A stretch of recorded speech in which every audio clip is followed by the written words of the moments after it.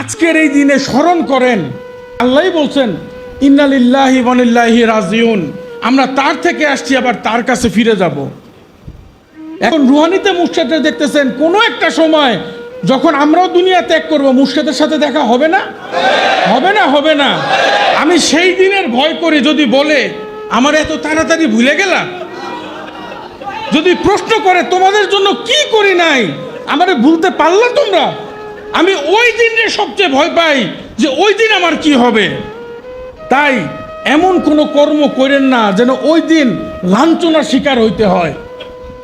মুর্শিদকে আঁকড়ায় ধরেন, মনে রাখবেন এটা আমার কথা না, ইমাম হুজুর বলছিল মুরিদের মুর্শিদ কখনো মরে না। আজকে যে বা যারা মনে করে দেওয়ানবাগী মারা গেছে, বিশ্বাস করেন তাদের অন্তর মারা গেছে, তাদের অন্তরের ইমানের আলো মারা গেছে, নয়তো এই কথা বলতে পারে না। তাই আমরা যদি দেওয়ানবাগীকে ধরে রাখতে পারি, এটাই হবে আমাদের জীবনের সর্বশ্রেষ্ঠ সর্বোচ্চ সার্থকতা।